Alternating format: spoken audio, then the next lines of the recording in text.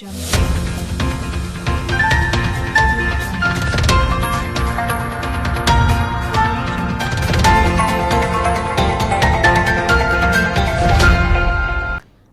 Aya Sanogo et ses co-accusés sont libres selon la Cour.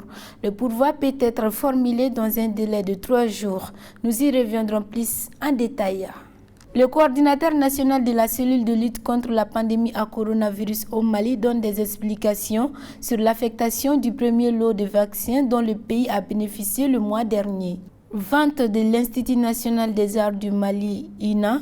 Ladji Dambélé, membre du CNT, nous fait le point sur l'interpellation de Madame le ministre de la Culture. Nous sommes lundi 15 mars 2021. Mesdames, Messieurs, merci d'avoir choisi LTV pour vous informer. Bonsoir à tous et bienvenue. Comme annoncé dans les titres, l'affaire de l'assassinat de 21 bérets rouges dont étaient accusés Amadou Aya Sanogo et ses compagnons a connu son épilogue ce lundi 15 mars à la cour d'appel de Bamako. En effet, la Cour a retenu les exceptions et l'observation de la défense. Donc, après le verdict, Amadou Aya Sanogo et ses co-accusés sont libres. Reportage Madina Traoré, Djakarija Dameli. Après 9 ans passés sur le dossier de l'assassinat de 21 bérets rouges, la Cour a déclaré ce lundi 15 mars les faits amnistiés contre Amadou Aya Sanogo et co-accusés. Une décision saluée par l'avocat de la défense ainsi que ces jeunes venus soutenir l'ex-potiche Amadou Aya Sanogo. Le Mali n'a pas besoin d'un procès qui va aboutir à des assassinats, à des atrocités. Le pays a compris et le pays a pris une loi d'entente nationale qui vient d'être appliquée. Les lois sont faites pour être appliquées. Je dis encore merci et merci à tous les magistrats qui ont eu le courage de rendre cette décision. Je vous dis merci. Il ne méritait pas ça. Et la justice a fait son travail. Moi, je trouve que c'est ça qui devrait se faire. Et on est très content. Vraiment, je remercie la justice malienne. Et on faisait confiance à eux, malgré les épreuves que Aya et ses membres ont subies. On vient aujourd'hui d'avoir une délibération vraiment qui nous a touché le cœur. Je remercie Aya et je souhaite une bonne continuation pour lui. La conviction qu'il a pour le Mali, et que cela puisse aller de l'avant de plus, quoi. Certaines victimes, quant à elles, se disent choquées par cette décision de la Cour. Elle prévoit ainsi de saisir la justice internationale pour faire la lumière sur cette affaire. En réalité, je suis vraiment choqué ce matin. En réalité, j'aurais préféré qu'il y ait des condamnations ce matin, franchement parlant.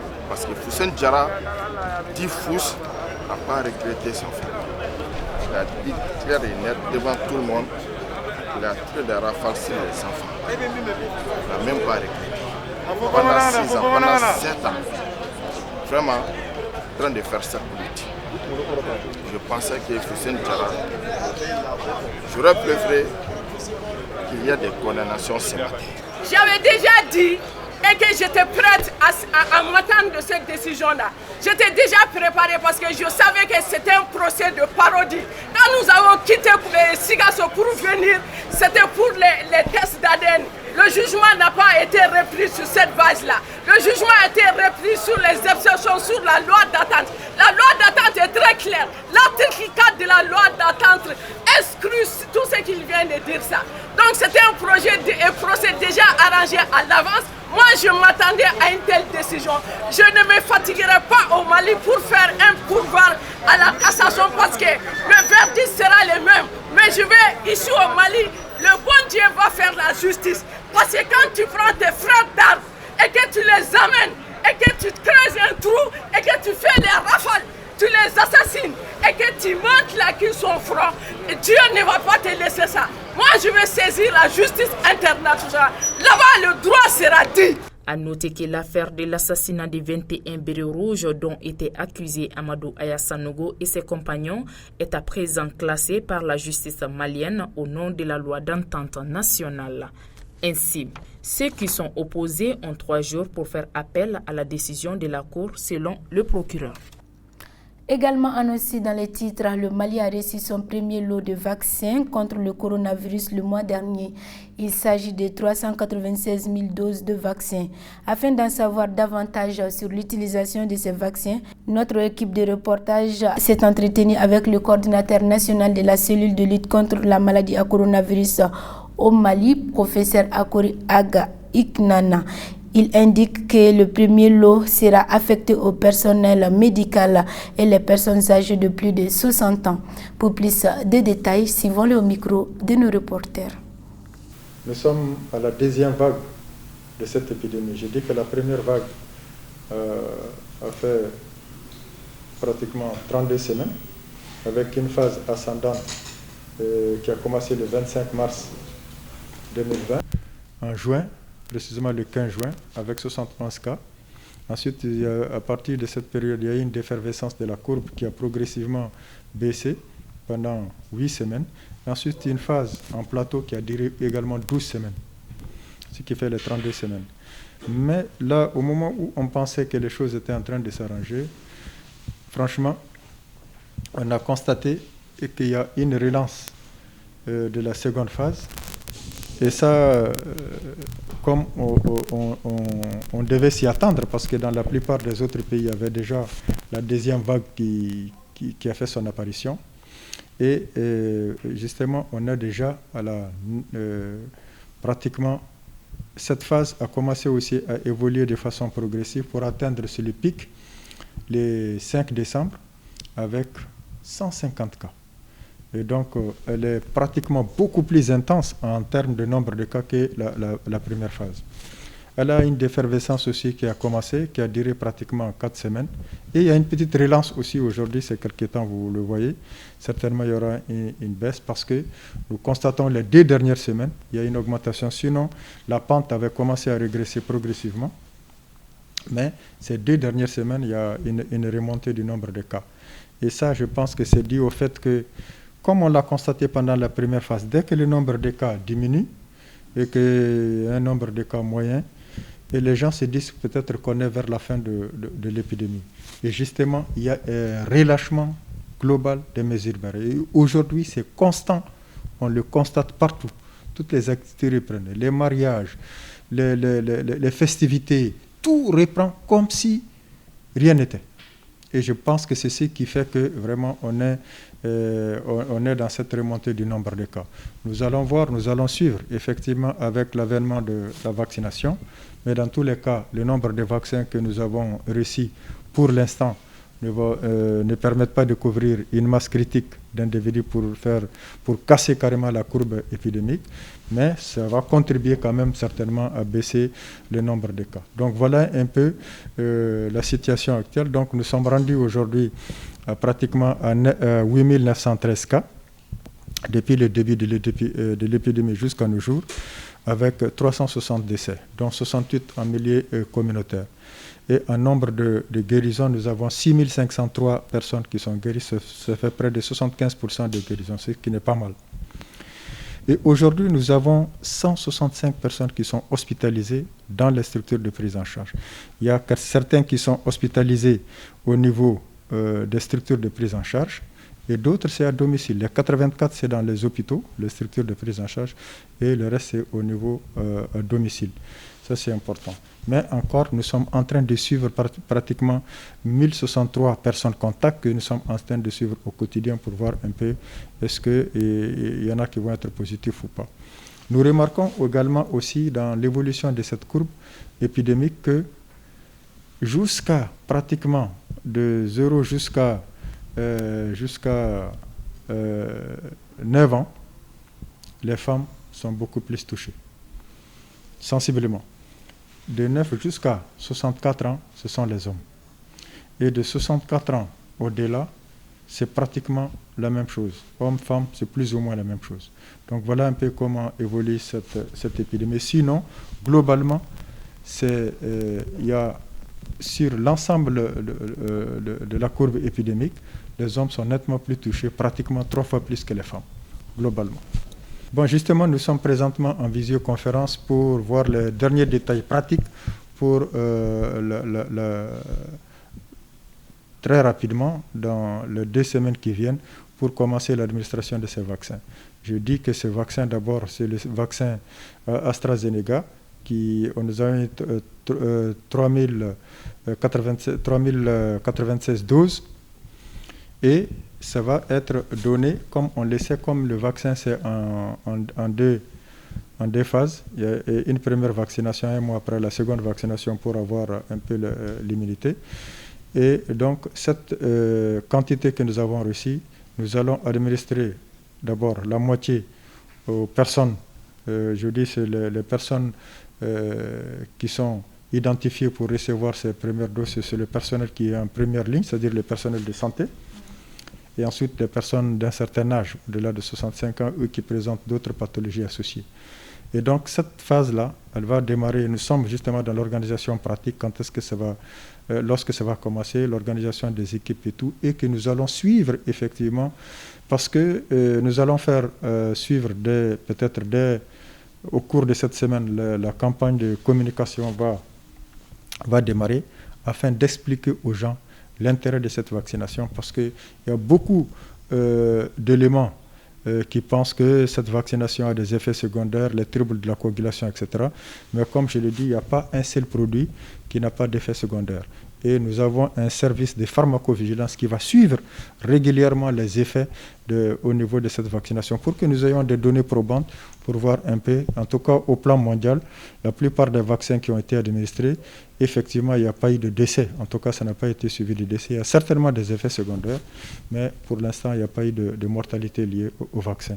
Nous allons suivre et aussi, de façon assez rigoureuse, tous les gens qui ont été vaccinés pour voir s'il y a des effets secondaires. S'il y a des effets secondaires, comment les gérer le plus rapidement possible.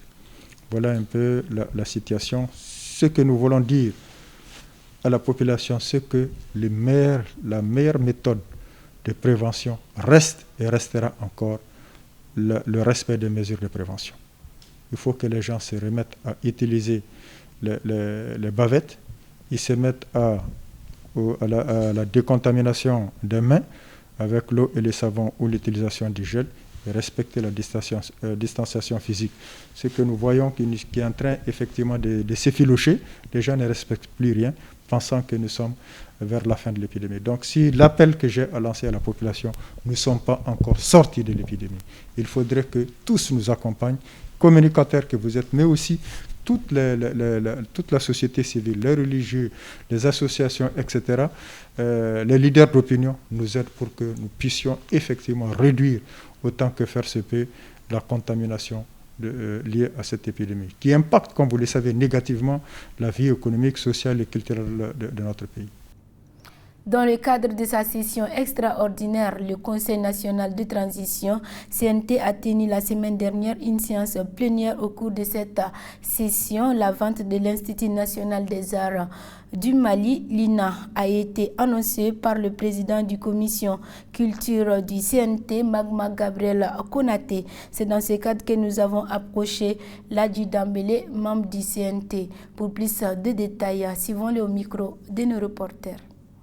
Le CNT, à travers l'honorable Gabriel Magma Konaté, a adressé des questions orales à Madame le ministre de la Culture pour la demander où est-ce qu'on en est concernant l'INA, si c'est vendu, si c'est vrai ou non, et si c'est vrai, pourquoi et comment. Je pense que la substance, c'est ça. Effectivement, les questions orales ont été adressées et Madame le ministre était là. Lors de ces questions orales, Madame le ministre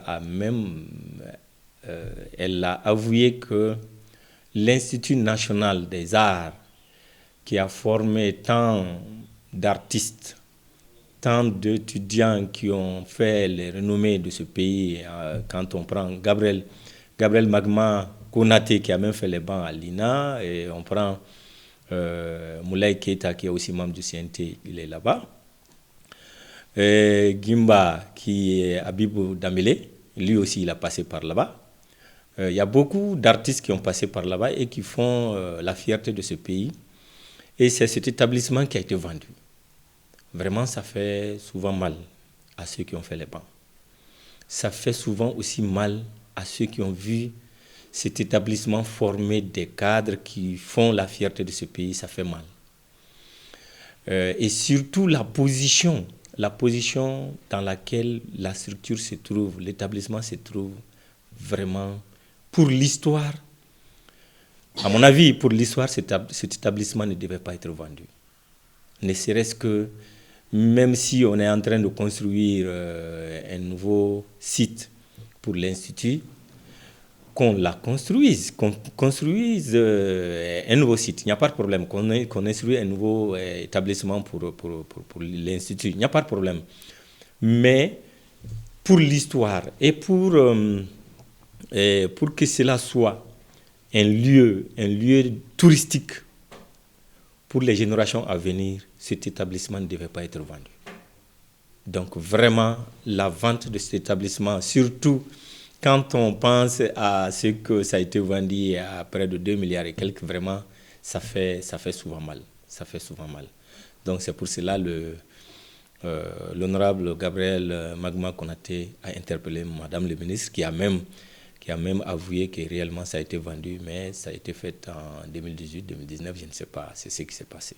Bon, ce que j'ai ajouté, vraiment, la vente des établissements, la vente des structures de l'État, ça pose d'énormes problèmes à notre vécu. Parce que souvent, je vous dis très sincèrement, quand on prend, il y a certains services qui, nous avons appris que ces services aussi ont été vendus. Mais on a tout fait pour annuler la vente. Ces services-là existent et il y a d'autres qui sont vendus. Mais tellement qu'on ne peut pas quitter, on ne sait pas. Si on quitte, nous sommes obligés d'aller en bail. La structure, c'est-à-dire le service est obligé d'aller en bail, d'aller louer une autre truc. Le service est obligé de rester. Il y a beaucoup de ces services qui sont comme ça dans Bamako. La Direction nationale de l'agriculture, la Direction nationale du génie rural, l'ancienne direction régionale du génie rural a été vendue. L'ancienne direction régionale de la douane qui se trouve a été vendue. Vous avez vous-même vu, on a même démoli et on est en train de reconstruire par des privés. Donc, c'est des structures qui ne devaient pas être vendues. C'est des structures qui devaient rester vraiment pour l'histoire et pour le vécu du Malien lambda qui est là et qui veulent connaître un peu de l'histoire de notre pays. Vraiment, je lance un appel aux autorités du moment de voir clair dans cette affaire, de faire la situation de cette affaire-là et de donner l'information quelles sont les structures qui ont été vendues. Parce qu'il y a une direction générale de l'administration des biens de l'État qui est là.